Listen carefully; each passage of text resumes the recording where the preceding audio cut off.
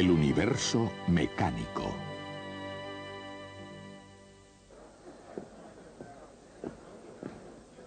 Bienvenidos a una aventura de la mente que comienza por mirar hacia adelante a la visión y al sonido de el universo mecánico. Hay algunas actividades del hombre que la mente asocia con un determinado lugar por considerarlo como el lugar ideal para tal actividad. Por ejemplo, yo no soy aficionado al juego, pero si fuera jugador no me metería en un oscuro cuarto trastero a jugar al póker. Mi ideal sería irme a Monte Carlo y allí en su magnífico casino jugar a la ruleta. De la misma forma, si pienso en el tenis, pienso en Wimbledon. Si en carreras de caballos, en Kentucky o Derby. Si en ópera, pienso en La Scala.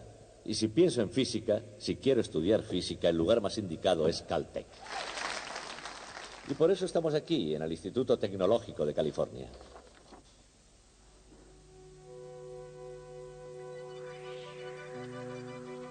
Hay una rama de la ciencia, llamada cosmología, que tiene que ver con el pasado, el presente y el futuro del universo, como un todo. ¿Cómo comenzó el universo? ¿Cómo evolucionó? ¿Cómo seguirá evolucionando? Y en la ciencia hay también otra rama, en el campo de la física para ser más exactos, que se llama mecánica. La mecánica se ocupa de algo que tal vez tenga poco que ver con la filosofía, pero no por eso es menos profunda. ¿Cómo empezó la mecánica? ¿Y hacia dónde va? ¿Cómo funciona?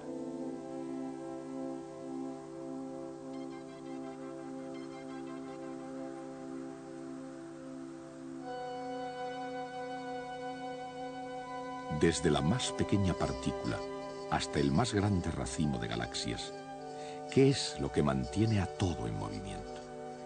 Acelerando, decelerando, cambiando de dirección o marchando recto hacia adelante. ¿Por qué el comportamiento de las cosas es como es? Tanto si se trata de un sólido como de un líquido, o de un gas, o de una invisible y enigmática fuerza. Exactamente, ¿cómo influyen entre sí y por qué? Todas estas preguntas, desde la más simple a la más complicada, no han surgido recientemente. Existían ya desde que hubo hombres para poder planteárselas. Incluso los seres humanos más primitivos de este planeta han debido mirar al cielo y andado por la tierra preguntándose, ¿pero todo esto cómo funciona? Aunque ellos mismos ni siquiera fueran conscientes de que se lo estaban preguntando. Esos hombres fueron los primeros en intentar descubrir y comprender el universo mecánico. Si existe alguna clave para poder entender el universo mecánico, se encuentra en el campo de las matemáticas. Y en las primeras civilizaciones, los mejores matemáticos que hubo fueron los griegos. Su trabajo dio un fuerte impulso a toda la ciencia. En el estudio del círculo, por ejemplo, trabajaron hasta quedar exhaustos. Y eso fue precisamente lo que dio lugar al número pi. A pesar, o mejor aún debido a tantos descubrimientos geniales, los griegos se quedaron retrasados. Una vez superada la Edad de Oro, concedieron menos importancia a las preguntas que a las respuestas. Así que el mundo, preguntándose demasiado poco, conjugó la mecánica de Aristóteles con las ideas de Platón. Y finalmente, la sabiduría tradicional acabó aceptando el sistema solar de Ptolomeo, según el cual los planetas giraban uniformemente alrededor de la Tierra exactamente en círculos. Eran respuestas en vez de preguntas que no se discutieron hasta el Renacimiento.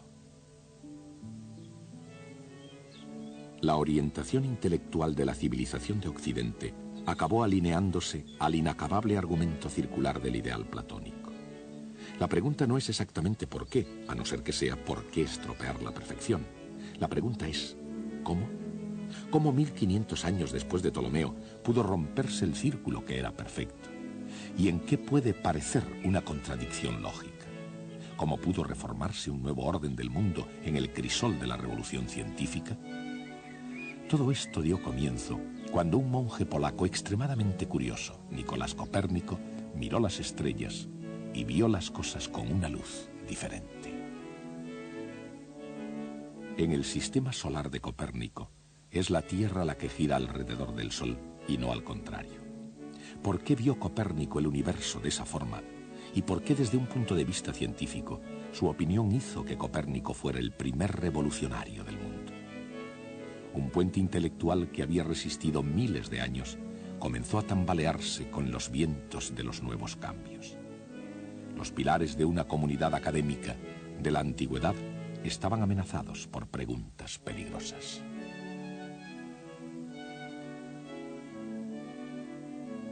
Y nadie mejor preparado para llenar aquel vacío intelectual que Galileo Galilei.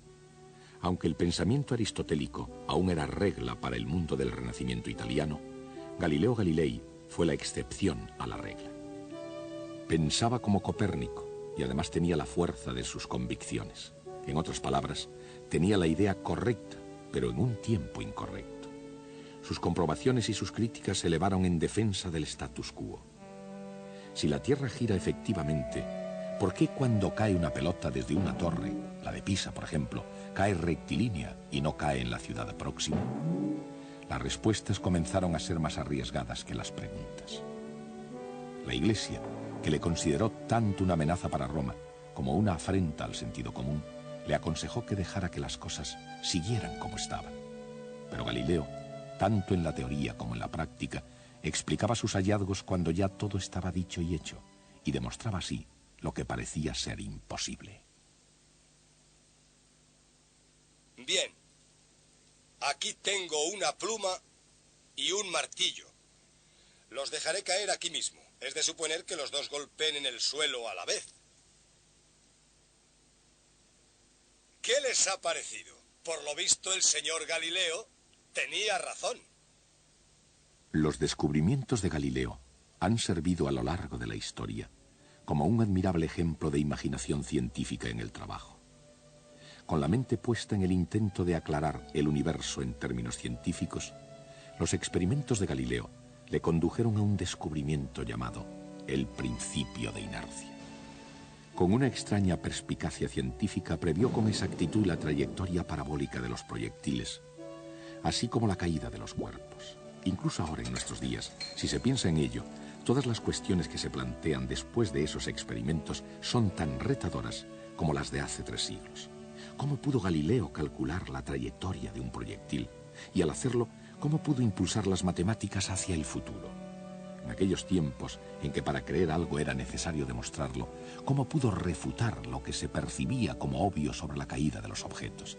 ¿Cómo podía llegar al suelo un martillo y una pluma al mismo tiempo?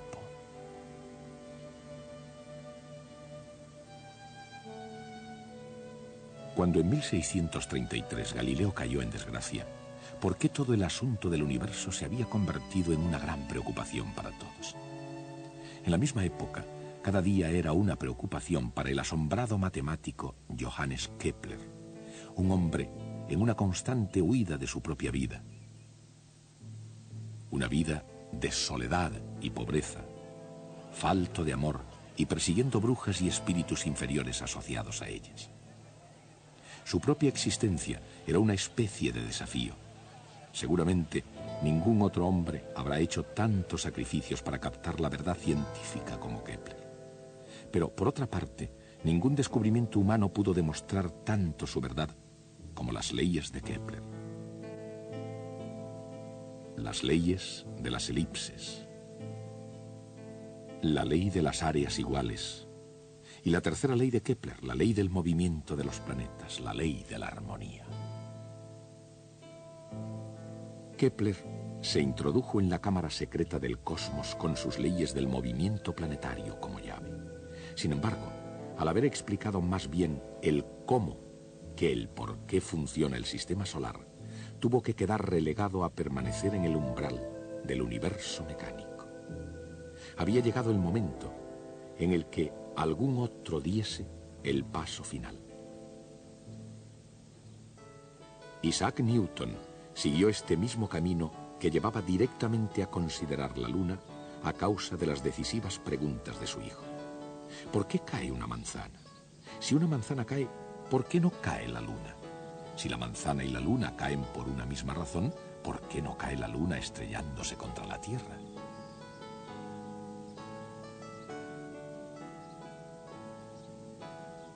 Ante estas preguntas, auténticas cuestiones para toda una vida, Newton se sentó con mucha calma y pieza por pieza fue destruyendo más que reparando toda la maquinaria del universo aristotélico de la antigüedad. Y entonces, con sus respuestas, igualmente asombrosas, creó algo para sustituirlo: el universo mecánico. Un universo mecánico, predictiblemente bien ordenado, que obedecía con precisión a las leyes matemáticas, y con las leyes del movimiento y la capacidad para poder asumir casi todos los retos de la física. Con su ley del movimiento, nada diferente al encuentro de David con el gigante Goliat, Isaac Newton aprovechó todas las posibilidades de la mecánica, armado de una aguda superioridad de fuerzas y un conocimiento muy preciso de las trayectorias. Y la ley de la gravitación universal. Newton llegó a ser un experto más que cualquier otro ser humano antes que él. Por ello atrajo gran atención y una considerable fanfarria. No obstante, para la ciencia las respuestas son solo una parte del pasado, mientras que el futuro pertenece a las cuestiones que vayan surgiendo. Lo cual quiere decir que incluso las leyes de Newton solo fueron un comienzo en la dirección correcta. Por ejemplo, en los tiempos actuales se puede dirigir un proyectil con precisión matemática. ¿Cómo se hace eso? Parte de la respuesta es un instrumento llamado giróscopo. ¿Y cómo funciona? Y en el conjunto del universo mecánico, ¿por qué una rueda de bicicleta incluso es una especie de giróscopo? El momento angular es la clave de la respuesta. Pero, ¿qué es el momento angular? ¿Por qué es de vital importancia en el universo? Desde el borde cortante de la más lejana galaxia a los remolinos de agua que vemos en la bañera familiar, el momento angular mueve todo en círculos. Entre otras cosas, ese movimiento en círculos nos sirve para ir bien de hora. Y pocas cosas nos gobiernan hoy en día con tanta regularidad como la mecánica del tiempo. Pero desde que el hombre lo tiene en sus manos, su preocupación por él apenas es un fenómeno reciente. Lo que, en comparación, sí es muy reciente, es el fenómeno de la exactitud en el tiempo. Se fue aproximando poco a poco, día a día, durante 4000 años, hasta que por fin se llegó al entendimiento del movimiento armónico. ¿Qué es el movimiento armónico? Y cuando llega abajo y arriba, ¿cómo funciona exactamente?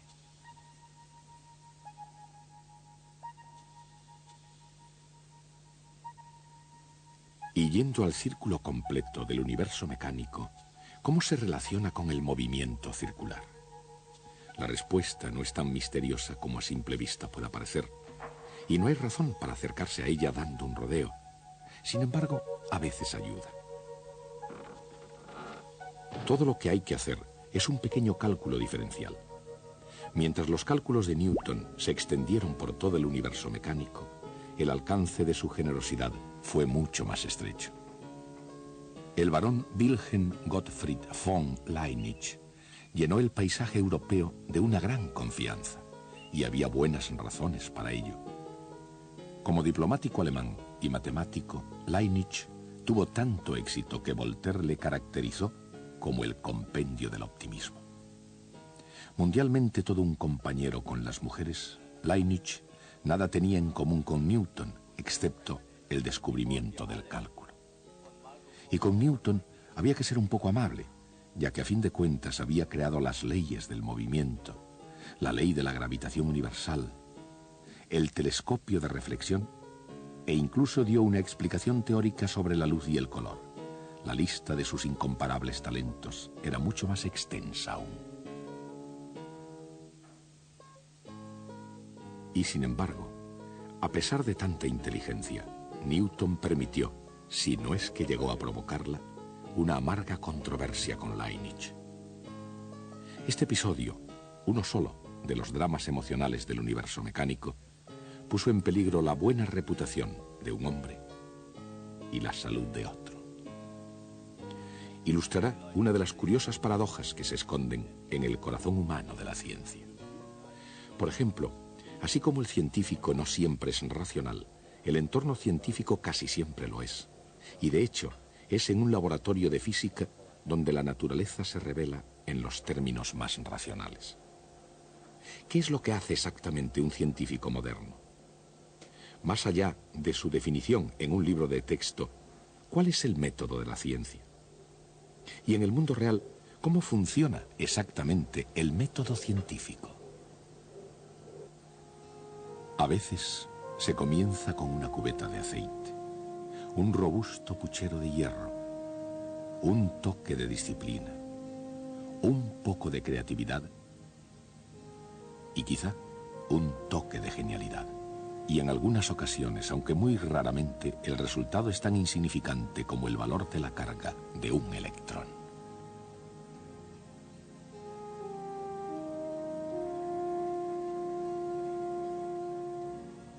¿Quién fue este físico y de qué medio se pudo servir para llegar a ser uno de los hombres más famosos de la historia de la ciencia? En el pasado, presente y futuro, los físicos están siempre fascinados por los misterios de la naturaleza. Por ejemplo, por la naturaleza misteriosa de la luz. Luz. Solo poder captar esa idea ha sido algo tan difícil como entender la casi incomprensible inmensidad del universo. La velocidad de la luz ha sido aún más difícil de entender. ¿Por qué tiene un valor específico? ¿Por qué se le llama constante fundamental? Y exactamente, ¿qué es una constante fundamental en la naturaleza? Henry Cavendish conoció la respuesta al medir la constante universal de la gravitación de Newton. Para medirla, Cavendish no solo pesó el extenso imperio británico, él pesó todo el planeta. ¿Cómo pudo hacer eso? Sin duda alguna, no fue jugando al billar.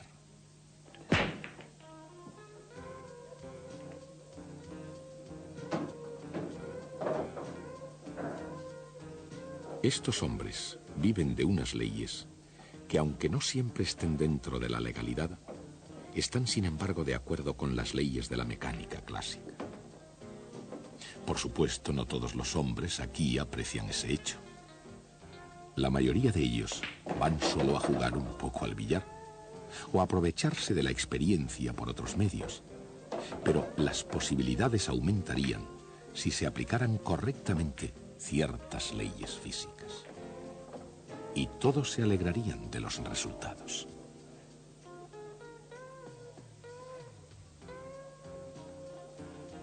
Los efectos dependen de la ley de conservación del momento, que al igual que el juego de billar, tuvo su origen en Francia.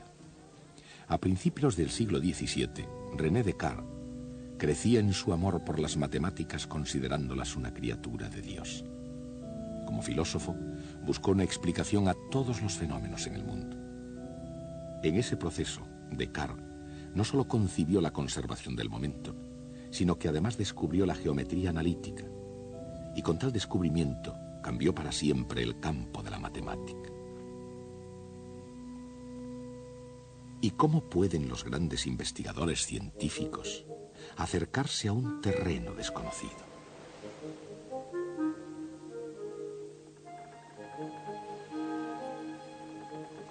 Y cuando algo ha sido ya descubierto, ¿cómo puede alguien entrometerse y reclamar el mérito?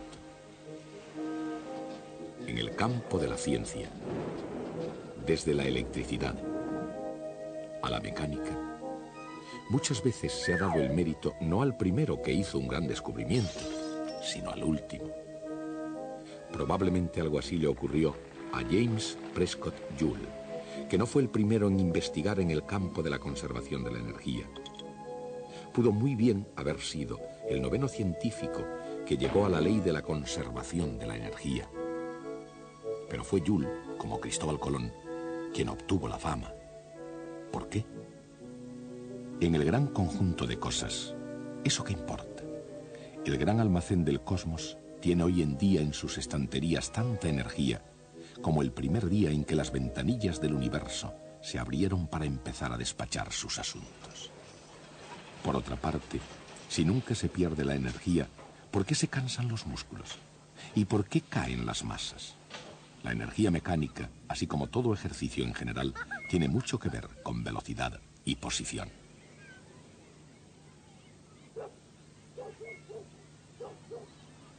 Para una perspectiva diferente de cambio en las posiciones, fíjense en el cambio de rumbo del buque. Un desafío, si es que ha habido alguno, para el universo mecánico. La electrónica sofisticada, los espléndidos dispositivos de seguimiento, personal sin comparación posible. Estos son los recursos de un guardacostas de los Estados Unidos. Y entre bastidores hay dos análisis vectoriales. En una situación de peligro o en una clase, ¿cómo puede la matemática vectorial sacarnos de la dificultad?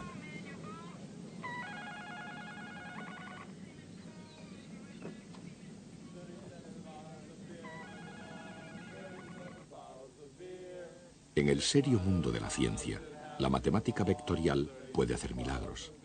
Así es que la pregunta no sería si puede sacarnos de una dificultad, sino si tiene que hacerlo. Por otra parte, ¿es esto música? ¿O se trata de una grabación en cinta Memorex? Un anuncio comercial ilustra tanto una reproducción excelente como un fenómeno físico de resonancia. ¿Pero qué es la resonancia? ¿Y cómo son sus muchas formas oídas por todo el universo mecánico? ¿Cómo puede una simple voz humana, aunque sea tan potente como la de Ella Fitzgerald, producir tan demoledores efectos? Y en la inmensa atmósfera del universo mecánico, ¿cuáles son otras formas de sonido y de violencia? Estos tres hombres emprendieron un viaje que superó al de cualquier explorador de la Tierra desde que se iniciaron los primeros pasos hacia lo desconocido. Pero su destino había sido previamente determinado por ingenieros, científicos, técnicos, visionarios, investigadores y pilotos de prueba. Y estaban dotados de magníficos planos y del mejor equipo. Pero como el cohete mismo, surgía una pregunta inminente. ¿Cómo es posible ir desde aquí hasta allí? Históricamente hablando, los cohetes espaciales no van a ninguna parte si detrás de ellos no hay un estudiado plan. E incluso en nuestros días no pueden ir muy lejos si no es con la ayuda de la mecánica clásica. ¿Quiénes son estos pilotos espaciales? ¿Qué buscan más allá del mundo cotidiano? ¿Y qué es lo que descubren a veces de modo sorprendente? Desde Johannes Kepler en adelante, los mecánicos celestes pudieron calcular los movimientos del sistema solar. Pero el milagro de la era espacial ha conseguido que el cielo sea pasable a la vez que posible. Y eso sería, seguramente, lo que el padre de la mecánica clásica soñó. Eso es lo que ahora hacen los pilotos espaciales. En una ciencia todos los científicos son pilotos y exploradores.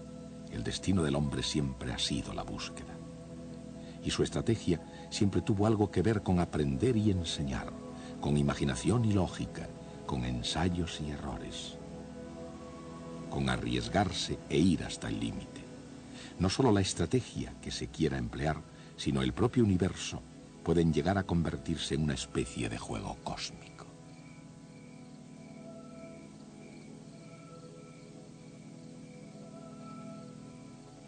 A lo largo de los años ha habido una larga lista de grandes jugadores. Algunos de ellos jugando según las reglas y otros por libre, pero todos ellos compartiendo una necesidad común.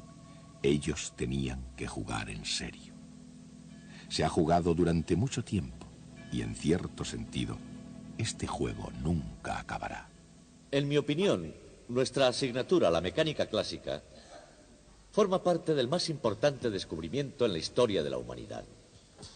Antes, la visión que nosotros teníamos del universo era la misma que habíamos heredado de los antiguos griegos, especialmente de Platón y Aristóteles. Las esferas de cristal de los cielos eran inmutables, serenas, eternas y perfectas. Y solo aquí abajo, en este mundo inferior, había confusión, decadencia, desorden y muerte. Era una visión destinada a ponernos en nuestro sitio. La Tierra era el centro del universo y nosotros fácilmente pudimos imaginarnos que éramos el objetivo de la creación. Pero llegaron Copérnico y Kepler y Galileo y Newton, y entonces nos encontramos con que estábamos viviendo en una mota de polvo en un rincón perdido del universo. Ni por lo más remoto hubieran pensado Platón y Aristóteles, ni tan siquiera en sueños, en hacernos una cosa así. La vida hoy no es muy diferente a lo que era hace 2000 años. En lo esencial, la condición humana no ha cambiado considerablemente, pero sí cambió algo de modo definitivo. Hemos descubierto nuestro lugar en el universo. Por eso este descubrimiento es tan importante. Ahora nuestra tarea consiste en conocer qué se descubrió exactamente, cómo se llegó a ello y quién lo hizo.